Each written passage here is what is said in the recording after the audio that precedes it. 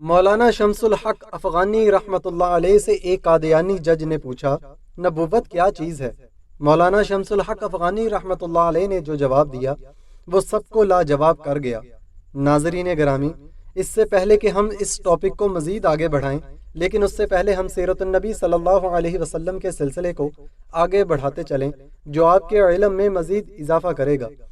سیرت النبی صلی اللہ علیہ وسلم کی تمام اقساط کو ایک کلک پر دیکھنے کے لیے ویڈیو کے آخر میں ایک پلے لسٹ آئے گی، جس کو کلک کرنے پر آپ سیرت النبی صلی اللہ علیہ وسلم کی تمام اقساط کو سن اور دیکھ سکیں گے۔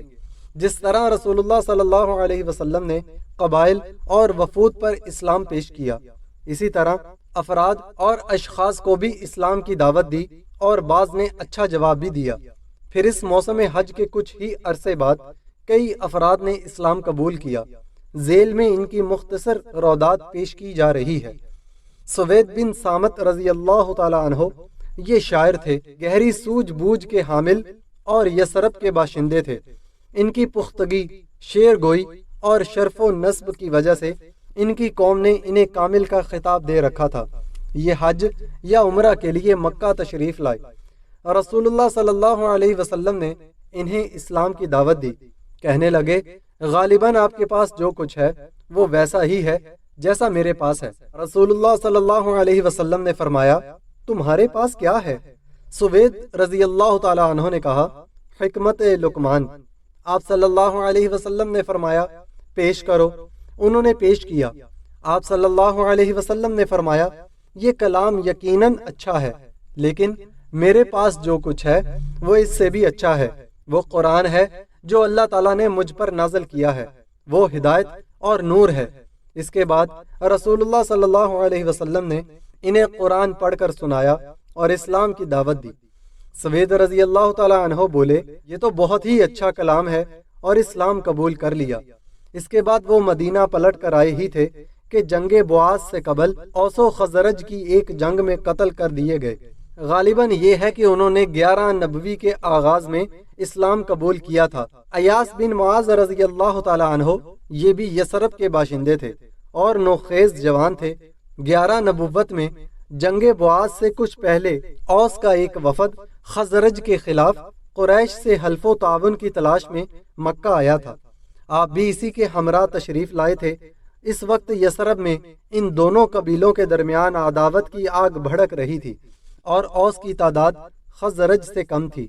رسول اللہ صلی اللہ علیہ وسلم کو وفد کی آمد کا علم ہوا تو آپ ان کے پاس تشریف لے گئے اور ان کے درمیان بیٹھ کر یوں خطاب فرمایا، آپ لوگ جس مقصد کے لیے تشریف لائے ہیں، کیا اس سے بہتر چیز قبول کر سکتے ہیں؟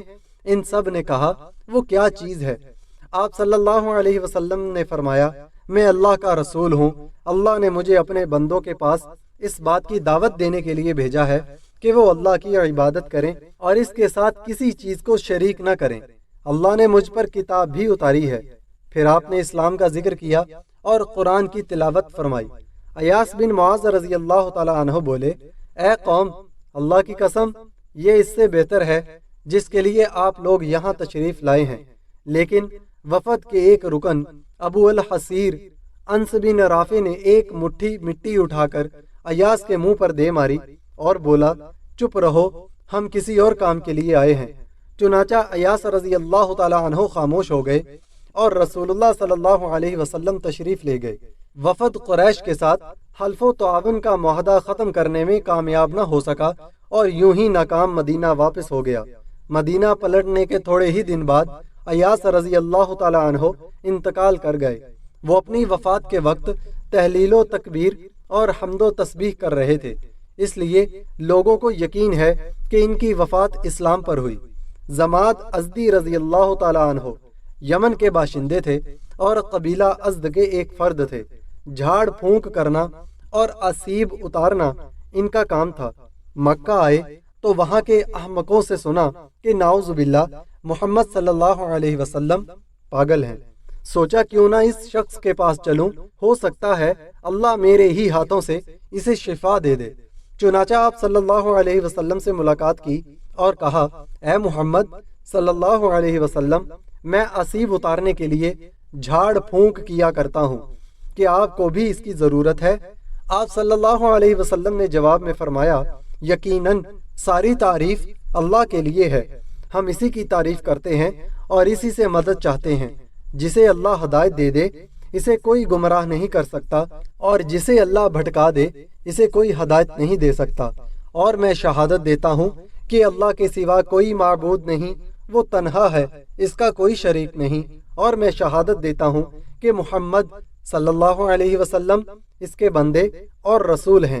زماد رضی اللہ تعالی عنہ نے کہا، ذرا اپنے یہ کلمات مجھے پھر سنا دیجئے۔ آپ صلی اللہ علیہ وسلم نے 3 بار دہرایا۔ اس کے بعد زماد رضی اللہ تعالی عنہ نے کہا، میں کاہنوں، جادوگروں اور شاعروں کی بات سن چکا ہوں، لیکن میں نے آپ کے ان جیسے کلمات کہیں نہیں سنے، یہ تو سمندر کی اتھاہ گہرائیوں کو پہنچے ہوئے ہیں۔ لائیے اپنا ہاتھ بڑھائیے، آپ سے اسلام پر بیعت کروں۔ اور اس کے بعد انہوں نے بیعت کر لی۔ ناظرین گرامی، سیرت النبی صلی اللہ علیہ وسلم کی قسط نمبر 53 کا اختتام ہوا چاہتا ہے، تو چلتے ہیں آج کے اپنے موضوع کی طرف۔ مولانا شمس الحق افغانی رحمت اللہ علیہ سے ایک قادیانی جج نے پوچھا، نبوت کیا چیز ہے؟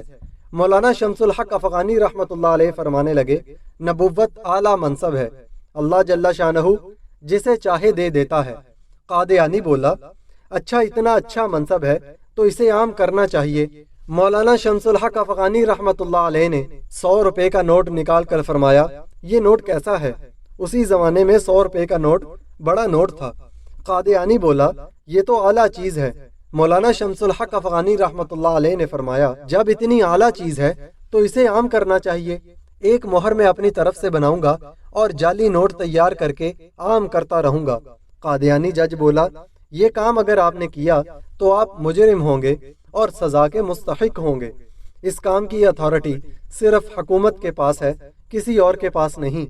مولانا شمس الحق افغانی رحمت اللہ علیہ نے فرمایا، ٹھیک ہے، اب یہ سمجھو کہ نبوت اگرچہ اعلیٰ منصب ہے مگر اس کی اتھارٹی صرف اللہ تعالیٰ کے پاس ہے، جس کو وہ چاہے نبی بنا دیتا ہے۔ اب آپ لوگوں نے اپنا جعلی نبی بنایا ہے تو اس لیے آپ لوگ اللہ پاک کے نزدیک مجرم ہیں۔ اس تحریک کی ہر صاحب ایمان زیادہ سے زیادہ تشہیر کرے، یہ محمد صلی اللہ علیہ وسلم سے محبت کا ادنا سا اظہار ہوگا۔ ناظرین گرامی، ویڈیو کو پیش کرنے کا طریقہ، اگر آپ کو اچھا لگا تو ویڈیو کو لائک کریں، چینل کو سبسکرائب کریں تاکہ مزید اس طرح کی ویڈیوز ہم آپ کے لیے لاتے رہیں۔